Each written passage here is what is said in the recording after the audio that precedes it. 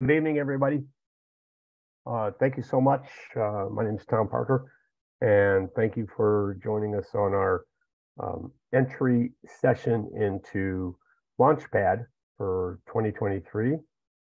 For those who haven't been with us before, LaunchPad is a 8-week session that we do each Monday. We have 8 separate sessions, and they correspond to the 8 separate sections of your workbook and portfolio. It's targeted to obviously level 1, and we are recording this session. So in case you miss something or have questions or want to look back at anything, you can always look back at it. The recording will be out there, and you will get a link to the recording, but it will also be on the SCPGA work website. So thank you again for attending.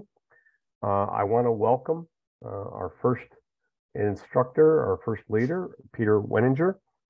Peter is a director of golf. He's the director of golf at Temecula Creek in Temecula. He's been there on a couple of different stints. So he's been there for about the last 4 years, but prior to that, he was also there. So, he has been there a couple different times. He must like it because he keeps coming back there. And he is a level 2 associate coming through the program. So he just got through level 2, just got his portfolio for level 2 approved, is taking his test next week, I believe. So everybody give him, say a little prayer for him and give him the congratulations to get through level 2. But he's also just come through level 1. So we are very honored and very excited to have Peter talk to us about business planning. It's arguably probably the hardest subject of the 8 that are on the portfolio. So we love that Peter has stepped up and is willing to help us through that. So anything else? Without further ado, Peter, I'll turn it over to you.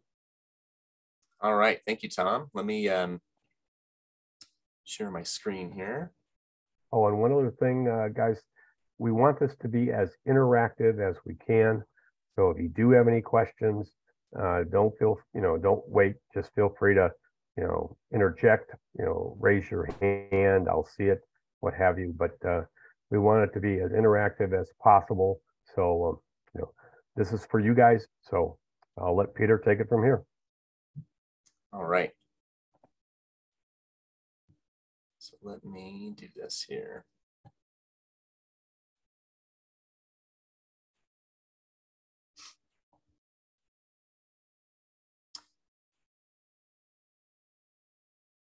Can everyone see my screen yet? Let's see. Yeah, I can see it.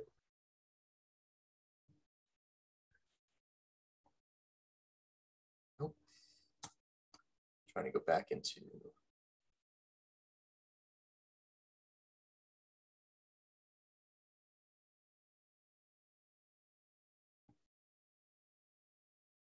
Trying to get to the point where I can't see my presenter view here. Having some challenges. Hey Steve, are you able to help me get the my presenter view on my PowerPoint here? Hey, Peter, we could see your screen, your PowerPoint screen. Oh, okay. So you were good. Yeah, if you just go to slide, view, and you'll be able to. Yep, you got it. There we go. All right. Well, thank you everybody for coming to the LaunchPad Business Planning Series. My name is Peter Wininger. Like Tom was saying, I am a PGA Associate Level 2. Again, just submitted my Level 2 portfolio about a month ago, got it approved on Friday, and now I'm scheduled to take my Level 2 exam next Wednesday. So very, very excited. My journey's been long, as you can see there. So a little bit of introduction for me. I've been in the industry for 17 years, almost 17 years. My first job within the industry was on my golf course maintenance crew at Fairbanks Ranch in Rancho Santa Fe. And also, while I was in golf, I was going to school. I have a bachelor's in kinesiology from Cal State San Marcos, which is locally down here in San Diego. And a little fun fact about myself at TCI too, I have an identical twin brother, and he is the course superintendent here as well. So Tom mentioned that, wondering why I came back. That's part of the reason, because he's the superintendent here. We always talked about working together and having that opportunity. He and me actually have both been in the industry for 17 years. We both worked at Fairbanks Ranch on the maintenance crew. For some reason, he enjoyed that line of work, and I kind of felt like I needed to figure out how to get into the golf shop. And again, we always talked about working together, and now we have that opportunity to do that. So very grateful for that. Current position is Director of Golf here at Temecula Creek Golf Club at Temecula Creek Inn. So today, what we're going to talk about is the business planning model. So, and what that means is, well, first of all, having the have in the industry, and then now going through the PGM program. The first 14 years of my career, I didn't have any education on this. I was kind of learning on the fly, reading as much as I could, leaning on different mentors at different facilities. And once I kind of made the mental decision to have a career in golf, that's when I started to look into the PGA. That's when I got into the PGA and really got into this, and now developed more of a skill set. So this is probably, in my opinion, the hardest part of the portfolio for level 1, because it's the longest, and it has the most content as well. But we're going to go through these 5 phases today, more on a higher level, I would say. This whole presentation, we can break each phase out into its own day, I feel like, but again, we'll get through those. Phase number 1 is got to define the business. Phase number 2, assess the current state of the business.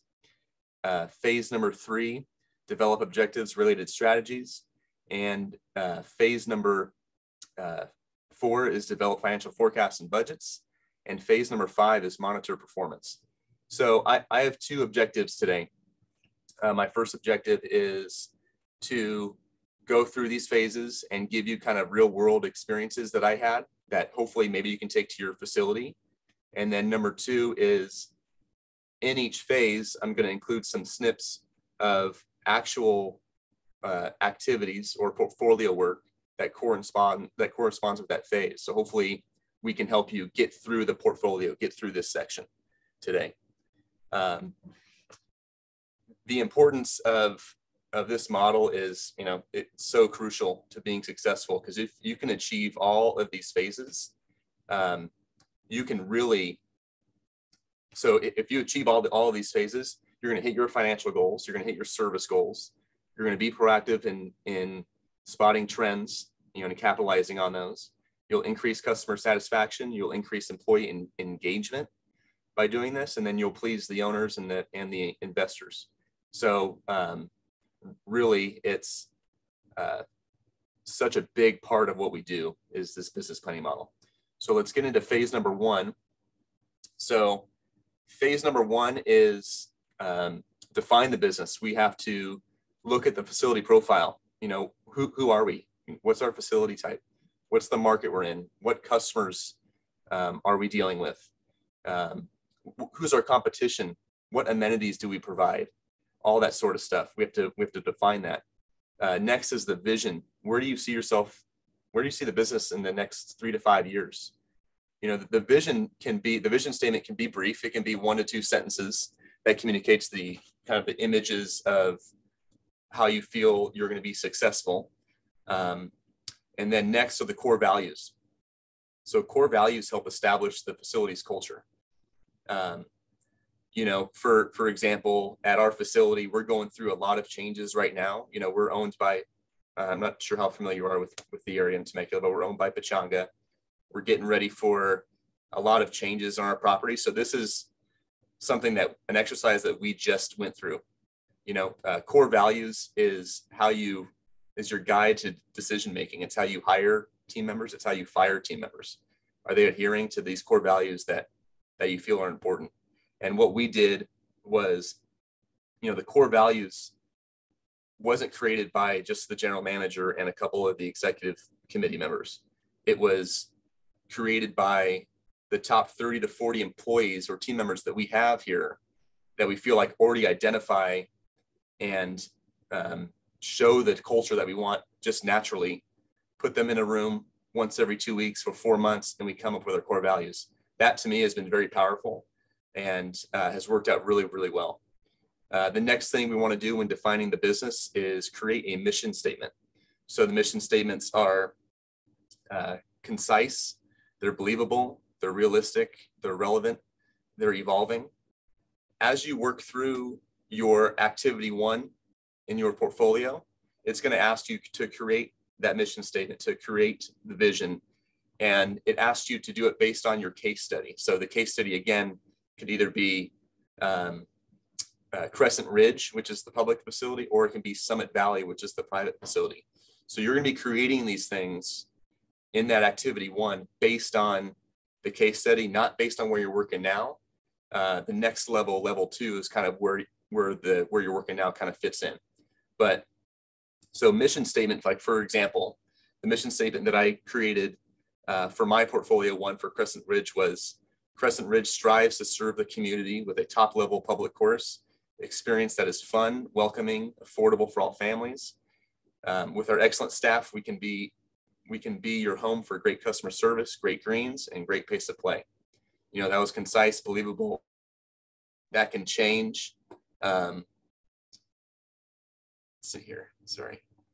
That can change as you get going on that. So, and then the last thing is the culture. So the culture is the company personality and defines the work environment for both team members and guests. Once you have your mission statement, so mission and culture kind of align pretty well. Once you have your mission statement, you have a great start to developing what your culture goals are for your facility. Hey, Peter. Yeah. Hey, just on that slide right there, did you find when you were going through it, any one of those, profile, vision, core values, mission, culture, anyone more difficult than the other, for whatever case, whether you picked Summit Valley or the other one? Yeah. What did you find one any more difficult or not? The biggest one for me is the culture. That was more difficult. I feel like, reading the case studies, and the case studies are really in-depth and detailed, and you can get a clear kind of mission and vision from those case studies. And then core values, again, to add on that, core values can be just kind of bullet points, 1-word or 3-word phrases for your core values. But culture to me was always difficult because it's hard to define culture. It's hard to talk about like what's the culture going to be, but once I found out what the mission was going to be, that culture was already there. But to answer your question, the culture was kind of the most difficult part for me to get on paper for that first activity. Okay, thanks.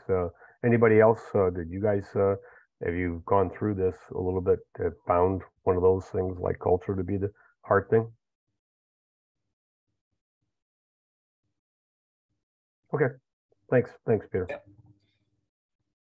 All right, so for the next slide here, what I wanted to do is give you the example of what the activity kind of looks like for the facility profile, to be specific here. So this is a snippet from the actual activity 1 that we have. So again, you're going to take your case study, you're going to go down the line, and you're going to fill in the blanks there. So for example, what I did for example for Temecula Creek Inn, not for Crescent Ridge or Summit Valley, our facility type is a public resort course. Our ownership structure is we're privately owned. Our fee structure is a daily fee. The number of holes we have is 27. The average rounds per year is 75,000. Getting those on paper are so important because that's gonna lead to decisions, to strategies. Resort courses operate differently than private. I have 27 holes. So how does the tee sheet operate compared to 18 holes? It's way, way different. It's a blessing and a curse. Trust me, it's a blessing and a curse, and I love it. But all those things are so important to identify because it really helps in the decision making process. Okay. So phase number 2 for business planning is assess the current state of the business. So when we're assessing the state of the business, there's a couple of things we want to do. The first thing we do is look at the data, and there's 2 types of data. So there's qualitative, which could be the Yelp reviews that you look over, the satisfaction reports that you have in-house that you look over, or asking team members for their feedback. That's a big one that I rely on heavily. You know, that could be running your own employee opinion survey at your facility and gathering that kind of feedback. That's qualitative data. Quantitative data are the numbers, the metrics, the indicators, the benchmarks. You know, for example, rounds year over year, average green fee, and instruction revenue. You can't make a sound decision without looking at both of these. You know, we can see, and there's a great example in the manual of how looking at both of these creates an effective strategy or an effective decision-making process, because, you know, we can see that the instruction revenue is down 30% year over year. Okay, that's quantitative, so that's a number. But without asking the team members their feedback of, you know, what's going on, which would be qualitative, we wouldn't be able to know. You know, we would know, asking the team members, we would know, you know, rounds are up by 10,000 year over year. So why is instruction revenue down? Well, the team members are saying, the instructors and assistant pros, that they're overwhelmed with the increase of rounds. They find themselves just busy with the day-to-day and don't have time to teach. All right, well, using those two forms of data, I can make a sound decision and a strategy to help increase instruction revenue. You know, is it adding another team member? Is it adding another instructor? Is it changing the day-to-day responsibilities for the team? You know, that's how important those 2 things are. It's looking at the whole picture, you know, not just looking at one part of it. Okay, so the next slide here we have is the SWOT analysis. This is something that, you know, you find yourself using every single day. You know, whether it's, again, daily, weekly, monthly, in your own personal life at the facility. But SWOT stands for strengths, weaknesses, opportunities, and threats. Strengths and weaknesses are internal. Opportunities and threats are external. This really assists, you know, it assists as the starting point for developing new goals, objectives, and strategies, and how to achieve them. You know, you got to diagnose what's going on first before you can figure out what to do with it. You know, I like to do SWOT analysis especially when we're making our budgets for the next year. For example, at our facility, you know, we did the SWOT analysis and we found out our weaknesses are in our player development programs. We have none. We have 0. That's a huge weakness. It's also an opportunity. So with doing that SWOT analysis, I was able to create a presentation to ownership of why we needed these programs, why we needed to add a director of instruction role, to add that labor, and to create the importance of the player development and how that's going to enhance our resort. So that's how important SWOT analysis is in order to make those sound decisions. You know, again, I like to do them, especially in budget season. And we do a fiscal year where I'm at October through September. Hey, Peter. Yeah. And for everybody else on the call, one thing that I found in some of and thank you for going back to that slide, but one thing that I found interesting, or maybe a dichotomy, if that's the right term, but, you know, having a strength be also a weakness, or vice versa, a weakness also be a strength. If you really look at it, you know, sometimes that's the case. Has anybody found that to be the case in their facilities?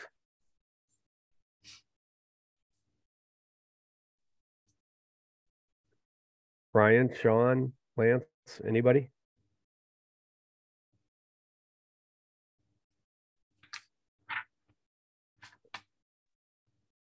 I have not. This is Sean, by the way. Could you provide any example of what you mean by that? Well, I mean, you know, I was in the Coachella Valley at PGA West and was the tournament director there. And we did a very strong event tournament perspective. And we had a very strong instructional perspective. So we always thought of, player development, coaching, instruction as our strength. But, yes, it was a strength. And yes, folks would come to us for that strength. And folks would use our courses because of our reputation for events and stuff. But it also pushed away others. It was a weakness because we were perceived as, a players club or, a good players club, if you will, or something like that. And, then others wouldn't come to us to, do events or instruction or development or coaching. And we really had to kind of get out of our own way in certain respects to, recruit those kinds of opportunities. So we actually thought of it as that, proverbial double-edged sword. It was good, but it was also bad in some respects. I appreciate that example. And actually, so I work at Golf Tech down here in Mission Valley, and kind of in a similar way. We're great teaching beginners, but beginners are also very intimidated by everything going on in Golf Tech. So just getting them in the door and making them feel comfortable can be tough. But so like teaching a beginner is a strength of ours, but it can also be a weakness, just getting them there in the door. And it's interesting. And Peter, maybe you can talk a little bit more about this, but interesting. So, I mean, we always all right, fine. We had this big strength, like Sean, you had this great strength of bringing folks into Golf Tech, beginners in there. And the weakness is the intimidation. How do you attack the weakness but don't degrade the strength, I guess. Yeah, that's definitely.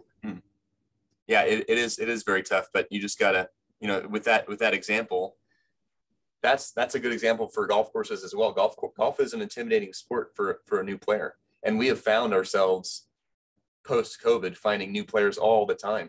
So it's really trying to educate golfers, new golfers, that it's not, nobody cares how good you are or what your swing looks like. It's working at a green grass facility. The only thing that people care about is how fast you play. That's it. And just kind of making sure that you're doing, maybe hosting events at Golf Tech or hosting events at a green grass facility to promote the fun aspect of golf and the opportunities with golf, as opposed to really focusing on the lessons and just making it more fun, getting it less intimidating. That's something I would kind of look at to answer that question.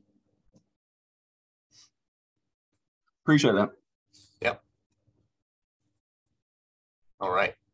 So I'm going to break down a little bit of what each one kind of means. So, and how, because this is a large portion of your activity number 2 for the portfolio. So the first one is looking at the strengths. Strengths are defined as what the business offers that does better than the competition. And these are things that we can control.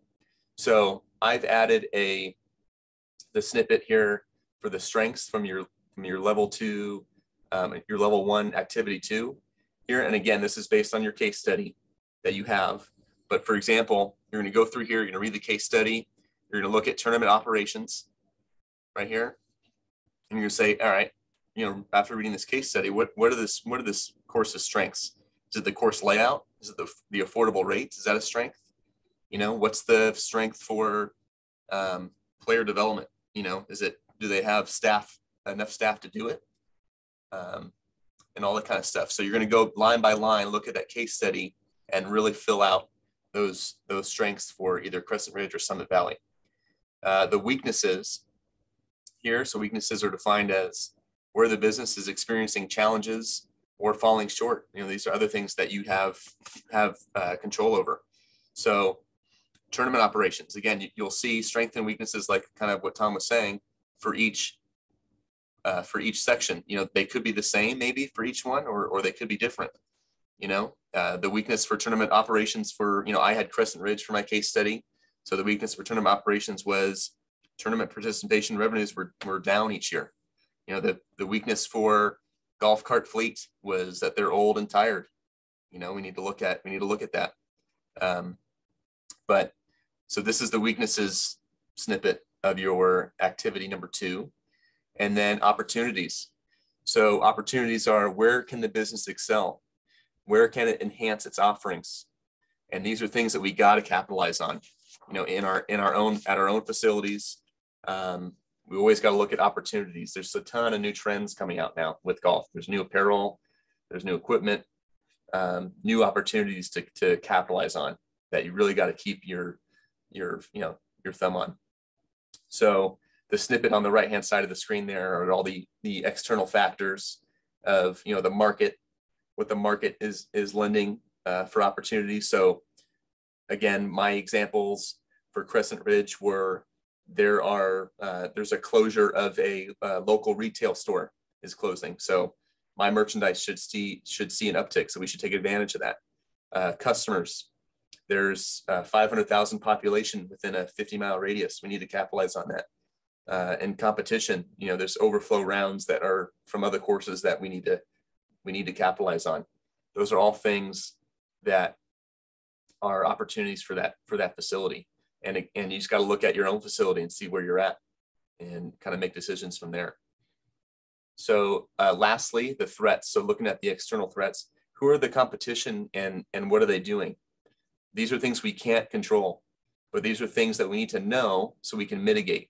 So we can look at the market, look at the competition, and see what can we do to mitigate these threats. So for Crescent Ridge on here, their market, a threat is they have 2 other daily fee public courses around the area. That's a threat for them. A threat for competition. There's strong player development programs at other facilities. That's a threat. That's a competition. So you need to know these things so you can mitigate and see if you can solve them and see if you can help, bring those up at your own facility. All right, so the next slide here is phase 3. Hey, Peter. Hey, Peter. Yeah. Hey, does anybody have any questions about the SWOT analysis? You've gone through it in the past at your facility, or just gone through it with your case study. But does anybody have any questions?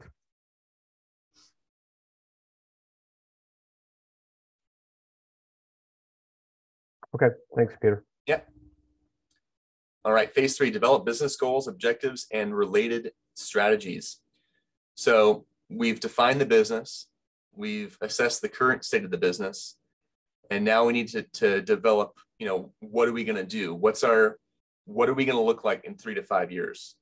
What are our long-term goals? It's our job as the PGA professionals at that facility to establish the goals, establish the objectives, establish the strategies, and make sure that we're monitoring those and pushing it forward and make sure the facility is progressing. That's our job. And so an example of the goals. So again, the goals are long-term, 3 to 5 years. It typically aligns with your vision at your facility. For example, at my own facility at TCI, one of our long-term goals is we want to achieve 4-star service in the next 3 to 5 years. That's where we want to be. It's simple, but it's something that we can obtain. And there's plenty of objectives with that, and there's plenty of strategies with that goal. Objectives can be defined as, answering the question, how are we going to achieve these goals? Usually objectives are annual, they can be quarterly, the 90 days. And also the thing with objectives that they need to be SMART. So I'm sure you've heard of SMART before, but, specific, meaningful, achievable, realistic, time-oriented. It's got to be SMART. It's got to be detailed out in order to be an objective. An example of an objective for the goal at my facility for achieving 4-star service would be, we want to implement quarterly leadership trainings for all managers by April 1st, for example. That's a SMART objective that we can achieve within 90 days or within the year that's going to help us get to 4-star service. And then lastly, you have strategies. So strategies answer the question, how will we achieve the annual objectives that support the long-term goals? And so when you're looking at the strategies, you can do either a financial strategy, which is going to affect the facility's income and expenses. You can look at operational strategies, which would affect the kind of the day-to-day work or staffing levels at your facility. Or you can do a promotional strategy. So working with the marketing team, is getting your facility positioned differently in your market. So those are kind of the breaking down strategies into 3 different ways. An example of a strategy that aligns with a goal of 4-star service, that aligns with establishing quarterly trainings for all managers by April 1st is, we're going to hire said company to conduct these quarterly trainings in order to develop a culture of 4-star service. That's the operational strategy to achieve that objective, to achieve that goal. So this next slide here is from the activity 3 for you. And as you'll see, the activity already gives you the goal for either Summit Valley or Crescent Ridge. I had Crescent Ridge as I was doing my level 1. So that's why I put that there. So as you read that, you can look, and then below that, look at rounds or membership objectives based on that goal. So for an example of a round and membership objective based on that goal is increase total rounds by 8% year over year. For that. And then a strategy to increase rounds by 8% year over year would be to improve golf course conditions, would be strategy A. Strategy B might be capture underutilized tee times by doing an analysis on where you have that space on your tee sheet. And then it's going to ask you to name the type. So improving course conditions for strategy A would be operational. Strategy B, capture underutilized tee times. I can make an argument that that's operational, promotional, and financial. It can be all 3. So as you go down that line, look at that goal, read that case study, develop the objectives, strategies, and the types. That's the bulk of activity 3 in your portfolio. Any questions on that?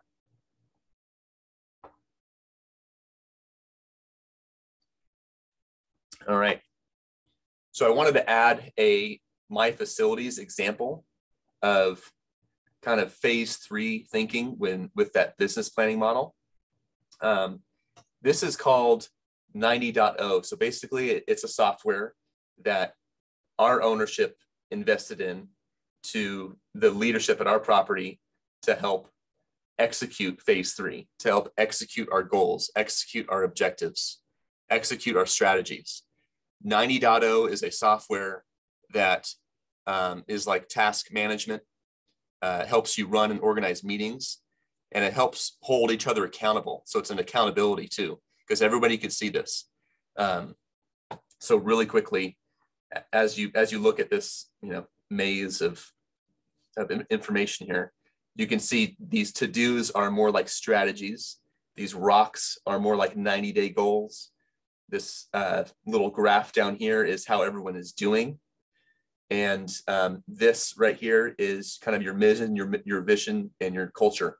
This is a lot longer. This is what I can kind of fit in on the page there, but it has everything that we've talked about in it. And it's so funny, as I'm going through the portfolio at the same time of doing all this stuff, I'm like, I think the PGA hired, this company before, or, vice versa. There's a lot of things that we're doing that really align with what the PGA has in its coursework.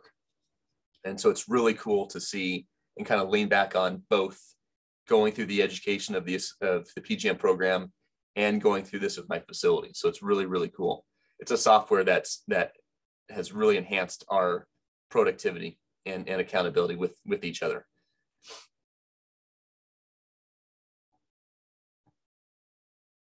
Okay, so phase number 4 is financial forecasts and budgets.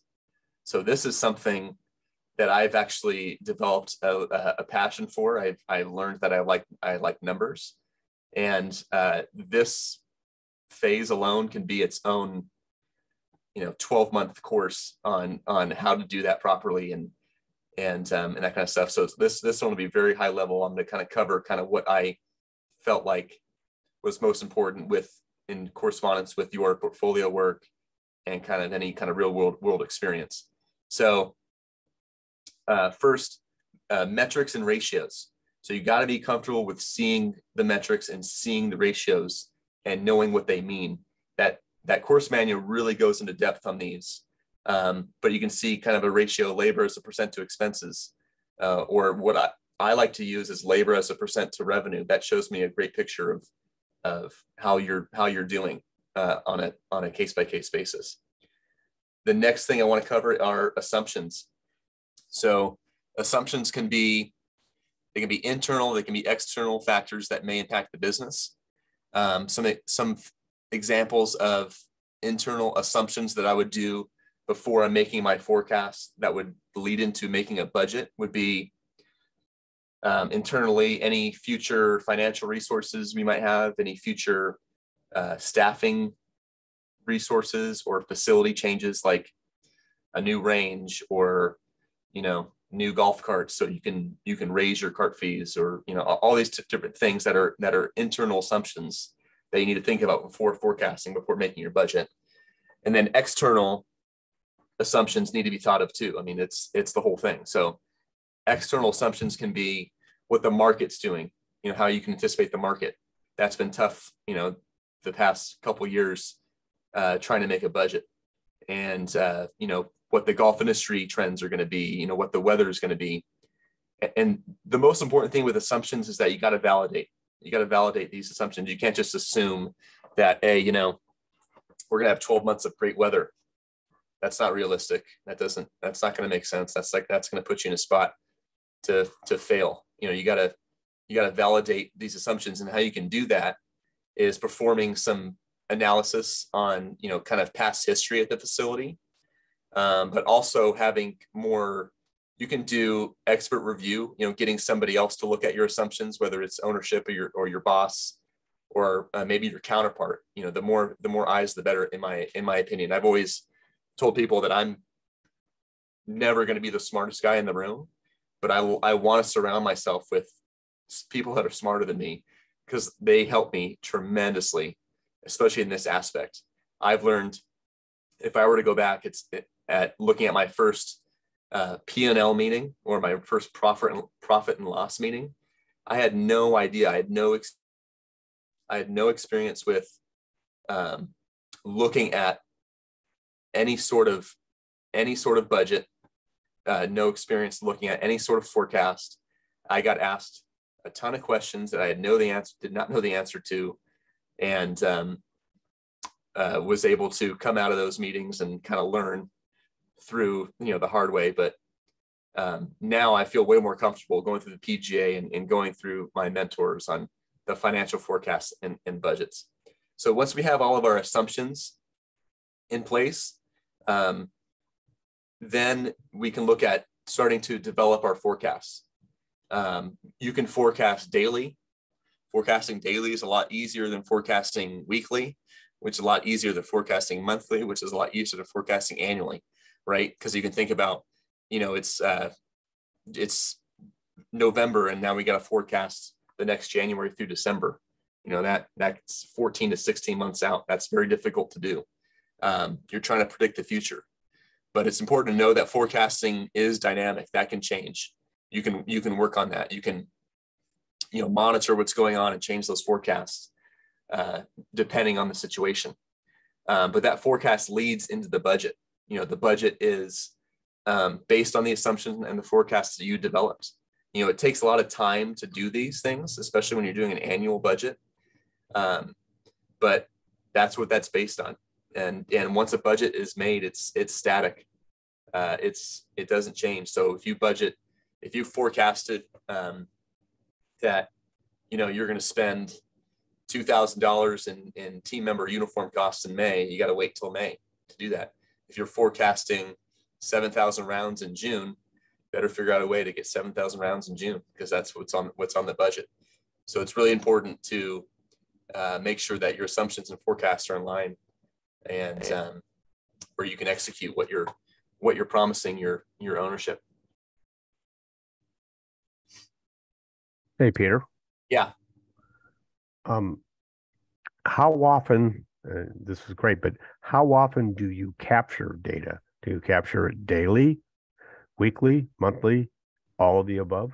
Yeah, so we'll kind of go into that there's phase 5 is monitoring performance, but I do it daily.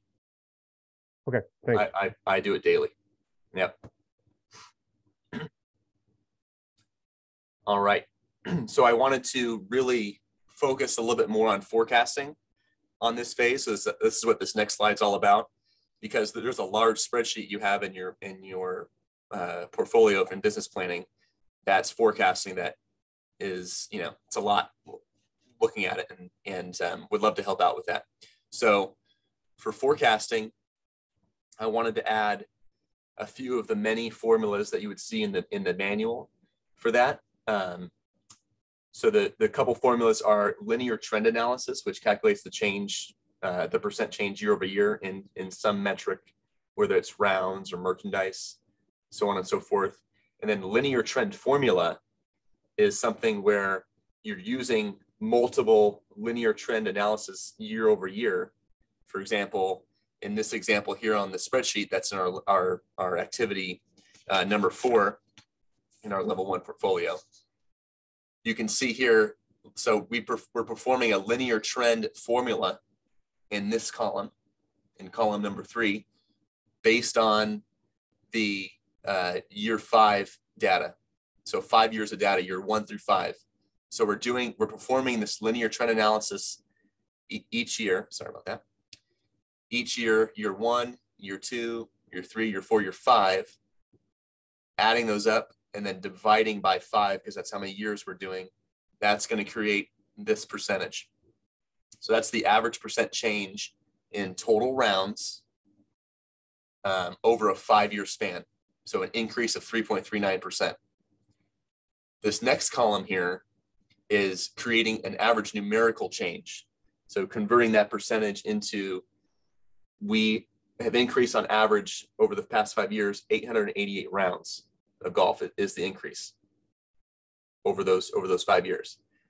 And then so adding the average numerical change after performing this analysis, these formulas, adding that number to last year's actual number, that creates your forecast for year 6. Okay, so we're taking that average amount of time, 5 years, doing all the formula work and adding that to year 6. But that's not really a realistic way to forecast, because there's a lot of real world things that happen. That's why we do the SWOT analysis. We look at our strengths, weaknesses, opportunities, and threats. We use that while we're making this. We use our objectives and our assumptions while doing this. So yeah, 888 rounds on a 5-year average is great, but I'm assuming that I'm going to be increasing my tournament rounds by 53%. So that 888 is really going to be about like 2,000. So I'm assuming something. I used my SWOT analysis. I'm assuming something that's going to change drastically in my business over the year. And this blue column here is my actual budget that I'm willing to say. Instead of just adding 888, I'm going to add about 2,000 rounds, because I'm confident that we're going to change our tournament operations and we're going to be more successful. Does that make sense?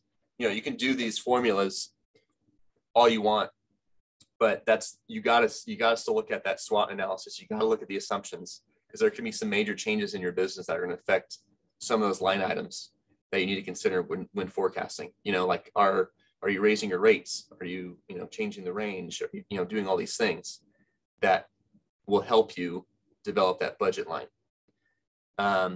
You can also do base year analysis. The reason why I put that there was because I found that interesting because of the COVID. Really, the first year I was able to forecast based off of a base year since 2019 was last year. There's been so many things that have changed in our business, our facility, year over year, where I couldn't look at last year's data to make a budget. I couldn't do it. It wouldn't make sense. You know, we went from, there was 1 year where right when we came out of COVID, we went to 15-minute tea time intervals. You know, that's not normal. And the next year we went back down to 10. Well, I can't use my data from 15-minute tea time intervals to make my budget for 10s, you know? So that's why I put that there, because that's really what you want to do. But I found it interesting that this was the first year I was able to use that since COVID. And then well, lastly here, I put vertical analysis. So this identifies ratios that are considered key metrics used on most budgets. For example, cost of goods sold percentage of total sales. This is a very common metric or ratio that's used on all budgets. Most green grass facilities or resorts, your cost of goods sold as a percentage of total sales is about 60% is kind of what you want to achieve. So you're going to perform a lot of vertical analysis when you're doing a budget, when you're doing forecasting. It's going to be cost of goods sold. It might be cart fees per round. It might be merchandise per round, all these different things that you'll develop metrics for that will, once you have that metric in place, it's going to make it a lot easier to forecast for 12 months because it's all going to be based on rounds. It's all going to be based on rounds is finding those metrics. All right. So the last phase for the business planning model is phase five, monitoring performance. So this is the one, Tom, where we can look at, you know, how often do we look at it, but monitoring performance is so important. It's how we make our daily decisions on what we do. So the importance of comparing actual numbers versus forecasted numbers. You know, that's how we decide, do we need to reforecast? Do we need to reduce expenses? Do we need to increase revenue? Do we need to decrease labor? Do we need to introduce promotions, unfilled tea times? If we're monitoring performance in an effective way, we can make these sound decisions quickly in order to help our facilities. So to answer your question, Tom, I do this daily. A lot of this is determined based on as well, what's your point of sale system? You know, who are you using for your point of sale? How easy is it to pull reports from them? You know, how easy is it to find that information? That's a huge part of it. I've worked with club profit systems for about, 15 years now. So I'm very familiar with that. I'm very fortunate that I get to continue to work with them. But that is a huge factor that you need to consider. So like for example, so again, this is how I make my daily decisions. For example, I can have the first assistant come to me and say, you know, would love to spend, you know, $1,000 on uniform costs for the team. I feel like we need to start offering them, you know, team shoes or something. I'm like, okay, well, I already know from monitoring performance for forecasting daily or forecasting weekly that I am forecasting a $50K shortfall this month due to whatever. It could be due to weather, it could be due to something else. But I already know that because I'm monitoring. I continue to monitor. So I'm going to say, you know, unfortunately, this month is not a good month to do that. Let's look at another month that maybe is forecasting a little bit higher, or maybe it's the vice versa. We're forecasting 50K over that month. Yeah, let's do that for them. You know, let's roll with that. Show me the options. Let's do this. So that's one of many, many, many examples that you can use to where if you're in a spot where you're in charge of the performance, if you're monitoring it daily, you're going to be able to make these decisions quickly. Another example is if I'm monitoring performance, and I'm going to go into like kind of what my spreadsheet that I use. I'm going to show you what the spreadsheet that I use to do that. But I can tell you what an average, the net operating income on an average Tuesday in July is here at this facility, just off the top of my head, because I see it every day. You know, I see it every day. I look at it every day. And so this next slide here is an image of the kind of snipped bits and pieces of it. But really quickly, I have a spreadsheet. You can see at the top is each day in March. On the left-hand side are all the metrics that I feel are important to keep an eye on every day.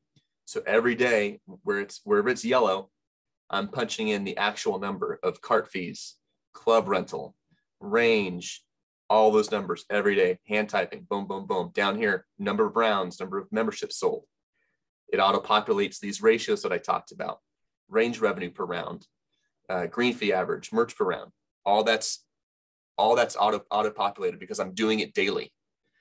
Right here is another tab in the spreadsheet that auto-populates that shows me how far in the month I'm in, where I'm at month to date, current year. Oh, sorry. Where we were at during the same time previous year. So through 2 days in March as a dollar amount, as a percentage, where we're at compared to what our budget is through 2 days in March, dollar amount, percentage, and where we're at according to what my forecast, according to what I'm telling ownership that we're going to make this year. This is very important. This one. This is what I'm telling the owners what we're going to make this month to forecast to actuals through 2 days. So all this stuff auto-populates for me. And then lastly, down here, so kind of on the same tab as this one, this also auto-populates, but this is where when I talked about what's the average, in 2022, what was the average Monday in March for us? What was the average Saturday in March for us? That stuff I know because I looked at it every single day. I had that. And then as we continue to put March in, we're going to look at how 2023 stacking up to 2022. That's a big part of how I'm going to continue to forecast the month or communicate how we're performing in March. So that's a big spreadsheet. I really wanted to kind of fit that in and show you that's a tool. I have that. I can send it to anybody who's in a position that or wants to see that. We can maybe chat after the presentation. But lastly, here, this is the snippet for phase 5 or activity 5 in your portfolio for monitoring performance. So this is what you're going to see. This is what you want to fill out. And again, this is based off of your case study, Crescent Ridge or Summit Valley. So for example, you're gonna come up with a rounds or membership objective from activity 3. So from the goals, objectives, and strategies, and place that here. I said increase rounds by 8%. That's what I figured in was one of my objectives in activity 3. I'm gonna put that there. Okay. So if that's my key objective or monitoring performance are increasing rounds by 8%, what's the key metric I want to look at? I put round type. I want to look at round type, members, public, twilight, juniors. That's the round type I want to look at. What's my tracking method? It's my spreadsheet. That's what I put there. I'm going to track it on my spreadsheet. What's the frequency? I put daily. What's the acceptable tolerance of the range? I put 3%. Once it gets outside of 3%, I need to start diving in or taking corrective adjustments on that. So what are corrective adjustments if we're outside the 3%? I'm going to look at round type, say that we're down in membership rounds this month by 25%. I'm going to send an email blast to all members. Let's do a special for them. Let's diagnose it. Let's get it done. Let's make sure we catch up by the end of the month. Does that make sense? On how to fill that out there and how that relates to all the goals and objectives and from your activity.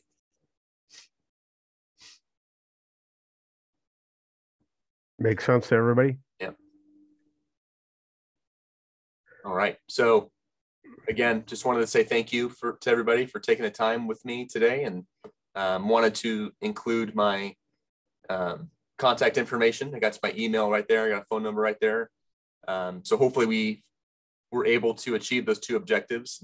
Hopefully I was able to help out with anything you can bring to your facilities at this point. And hopefully I was able to kind of get you through that level 1 portfolio business planning activities. So thank you, everybody. Appreciate it. Thank you. Thank you, Peter. Couple of last minute comments and maybe a question, if you will. Peter is a numbers guy.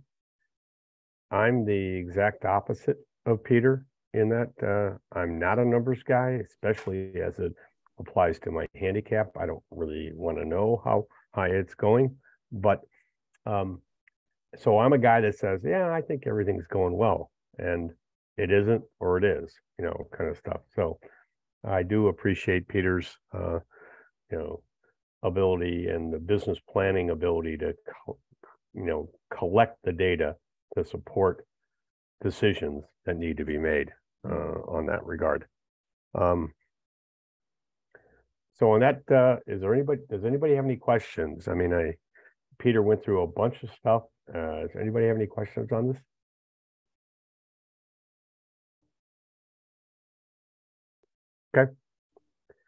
Okay, well, I want to first and foremost say thank you to Peter. You know, as I mentioned in the beginning, arguably this is the toughest of the 8 sessions that we do, and Peter did a phenomenal job of taking us through this. So really want to appreciate, you know, and say thank you to Peter for doing that. This video has been recorded, so if indeed you want to go back to one of his previous slides and look at, you know, what 90.0 IO provided or something like that, which is great, you know, feel free to do that. It will be out there on the SCPGA website under the education tab, and you will get a YouTube link to it sent to you via the headquarters in the next couple of days. So again, you know, it's been our honor. Thank you, Peter.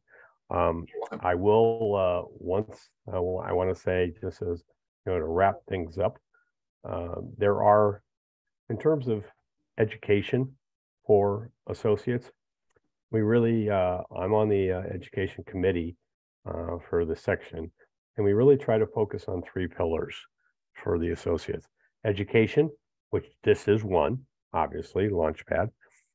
We focus, then the second pillar is mentorship. So we have a very robust mentorship program. Again, I apologize. I'm getting over a very bad cold, and actually was, you know, tested positive for COVID. So I'm sequestered in a hotel room, but on this, but a very robust mentorship program.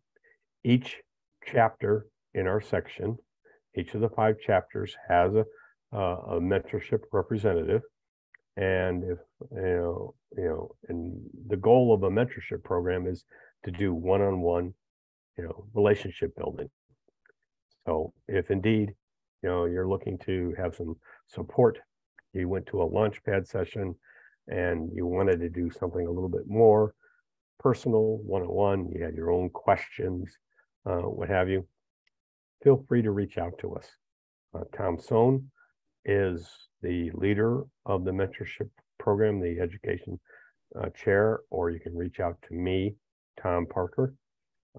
My contact information is not up there, but it's pretty simple. It's tom.parker@pga.com. So, but please, we will get you in contact. So again, each of the 5 chapters has a representative, and they will get you in contact with somebody locally so that you can meet one-on-one, have drinks, play a run of golf, ask questions, do whatever on that. So with that being said, I thank you all for attending tonight. I wish that you all, you know, tell somebody else that wasn't here tonight about it. I hope that you will tell them nice things, for sure, about Peter, maybe not about me, but for sure on that. And then next week, we have Daniela Anastasia. She is going to talk to us about customer service, same time next week. So anyway, thank you so very much. I appreciate it. Peter, thank you so much again. All right. Thank you. Thank you, everybody. Thanks, Peter. Thank you.